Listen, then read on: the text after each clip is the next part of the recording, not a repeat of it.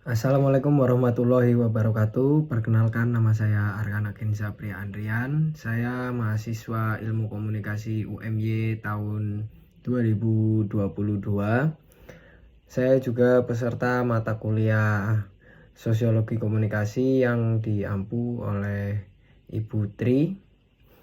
Pada kesempatan kali ini saya akan mempresentasikan atau menjelaskan tentang materi mata kuliah Sosiologi Komunikasi. Yang pertama adalah fans culture dan yang kedua adalah consumer culture. Oke, langsung saja kita menuju materi yang pertama. Materi yang pertama adalah fans culture. Fans culture atau budaya penggemar merupakan budaya yang tercipta karena adanya kegiatan penggemar yang mengidolakan idolanya atau individu yang mengidolakan idolanya, bisa itu artis, penyanyi, boyband, tim sepak bola atau lain-lain. Menurut Jenkins pada tahun 1992, fans culture atau budaya penggemar merupakan mereka yang menyukai seseorang ataupun kelompok yang terkesan menjadi obsesi dan posesif terhadap idolanya. Maksud dari obsesi atau posesif sendiri yaitu ketika seseorang menyukai atau menggemari suatu individu ataupun kelompok, maka dia akan terobsesi atau tergila-gila terhadap apa yang dia idolakan. Sedangkan posesif sendiri, dia akan selalu membela apapun yang terjadi terhadap idolanya, bahkan hingga melebihi hal lain yang ada di dunia ini gitu. Nah, adapun contoh daripada fans culture yaitu ada seperti penggemar penyanyi atau idol group di Korea yang kita sering dengar, yaitu ARMY. Lalu ada juga penggemar dari band di Indonesia seperti band Slank yang menamai dirinya sebagai Slankers. Lalu fans dari Iwan Fals yang menamai dirinya sebagai OI atau orang Indonesia. Lalu ada juga fans atau penggemar daripada klub-klub sepak bola seperti Manchester fans, lalu Citizen, serta Madridista dan lain-lain. Nah, apakah fans culture ini berpengaruh terhadap media? Jelas sangat berpengaruh. Karena fans atau penggemar yang ada di belahan bumi ini, mungkin ya tidak hanya di Indonesia, pasti akan selalu disorot oleh media, baik disorot secara negatif maupun positif. Contoh, media ketika menyorot hal-hal positif fans adalah ketika sebuah penggemar, baik itu klub sepak bola ataupun penyanyi idol group, dia melakukan hal-hal yang berdampak positif, misalnya mengadakan penanaman pohon ataupun melakukan aksi meminta sumbangan atau apa bisa kita sebut sebagai donasi, kegiatan donasi terhadap bencana dan lain-lain, serta mungkin berbagi masker gratis di masa COVID, lalu berbagi konsumsi gratis dan lain-lain. Nah, media tidak hanya menyorot hal yang positif dari fans atau penggemar, tetapi juga hal-hal negatif. Bahkan terkadang hal negatif itulah yang lebih laku dijual dibanding hal-hal positif. Contohnya seperti banyak media-media yang menyorot fans-fans, terutama fans Korea ya, grup-grup Korea yang mungkin terlalu fanatik hingga seperti beberapa tahun lalu ada yang membuat tren seorang wanita dengan patung atau kita bisa bilang seperti papan yang bergambar idolanya, dia lalu menyebutkan namanya hingga menganggap papan tersebut yang berisikan dengan idola atau anggota daripada band atau grup musik itu sebagai suaminya gitu. Nah di situ dia akan terus menggoreng-goreng, ya kan, terus menggoreng-goreng karena masyarakat Indonesia bisa kita lihat lebih senang menghujat gitu, senang sebagai bahan hujatan. Lalu mungkin ada juga supporter bola yang berbuat anarkis, itu sudah disorot terlebih dahulu oleh media tanpa mengetahui latar belakang dari kejadian tersebut dan terkesan menyalahkan supporter tersebut gitu, padahal media pun belum tahu apa yang sebenarnya terjadi. Lalu ada pengaruh fans dan industri yang dimaksud di sini bisa industri berupa merchandise maupun mungkin pakaian, ataupun industri yang mengiklankan produknya dengan idola-idola atau kelompok maupun orang yang banyak diidolakan gitu, banyak fansnya gitu.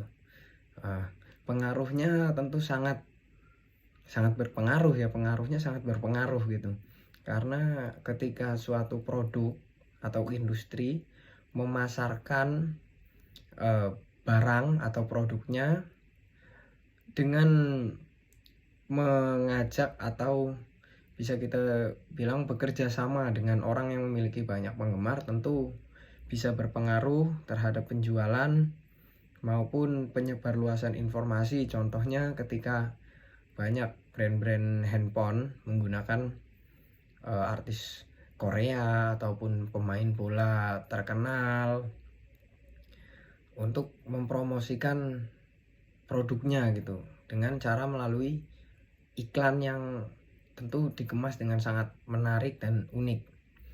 Nah, lalu selain fans, muncul juga subculture dari fans, yaitu fandom.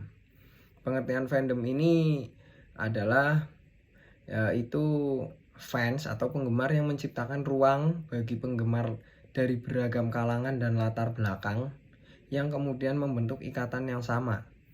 Bisa dibilang fandom ini merupakan kumpulan daripada fan yang memiliki jaringan lebih besar.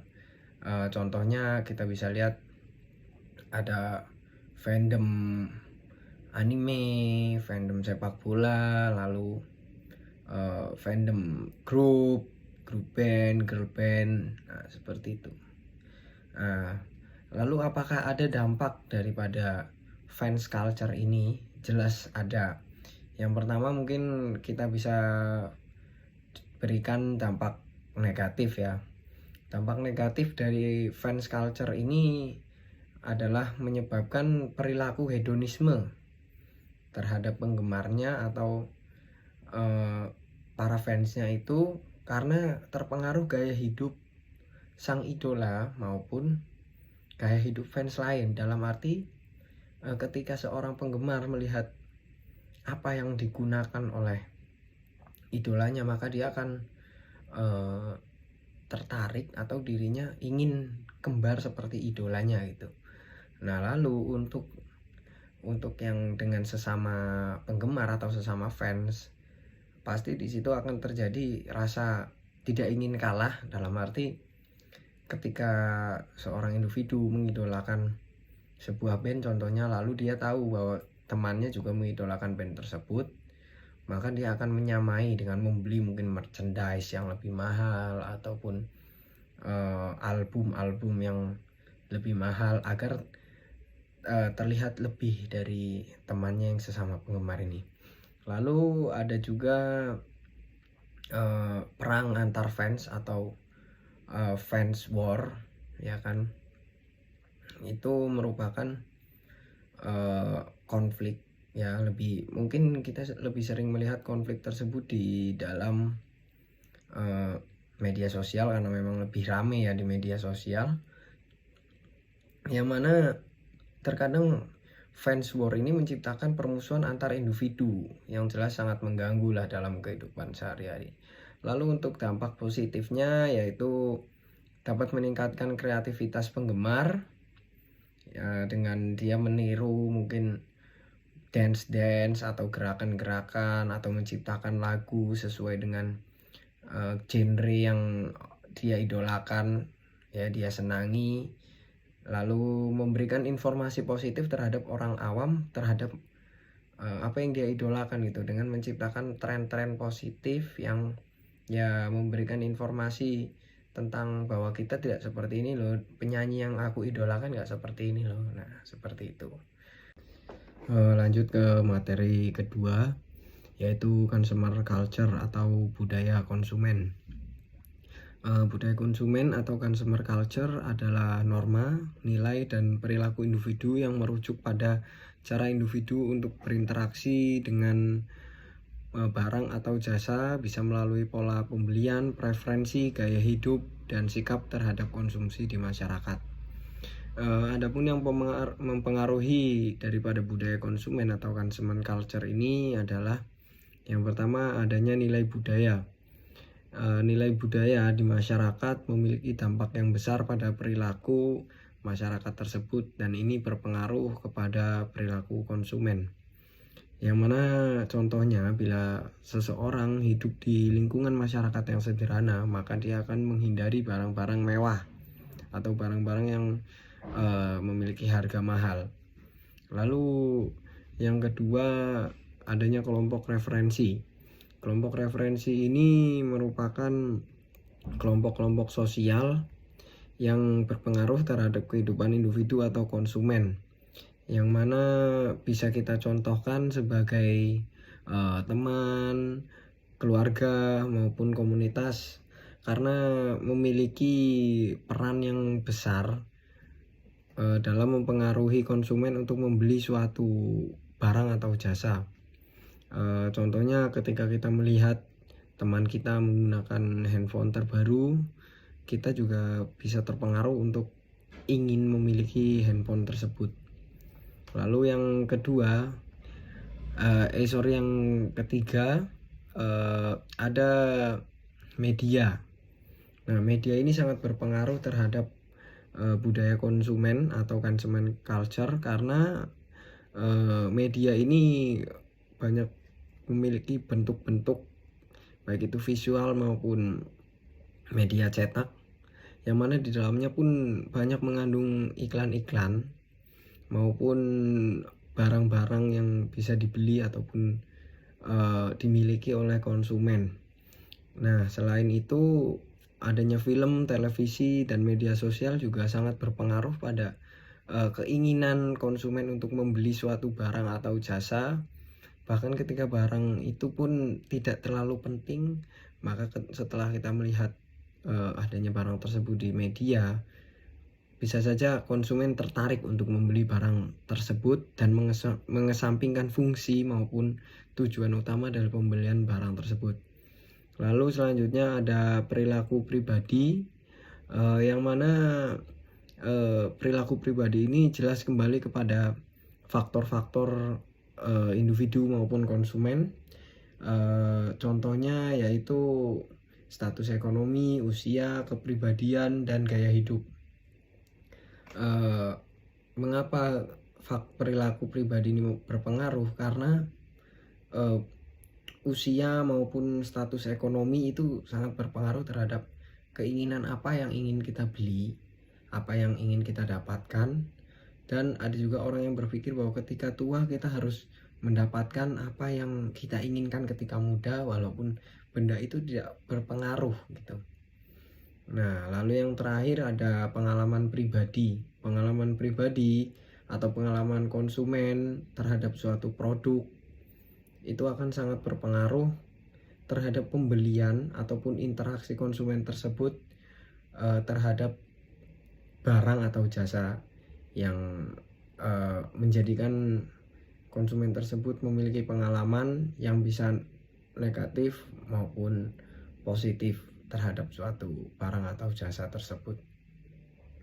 Contoh lain dari perilaku ini adalah ya kembali kepada poin media perilaku serta lain-lain, yaitu ketika kita mengesampingkan barang yang benar-benar kita butuhkan karena ingin membeli barang sesuai apa yang kita inginkan walaupun tidak berfungsi itu. Mungkin sekian presentasi atau penjelasan materi tentang fans culture dan consumer culture dari saya. Apabila ada kekurangan mohon dimaafkan. Wassalamualaikum warahmatullahi wabarakatuh. Terima kasih.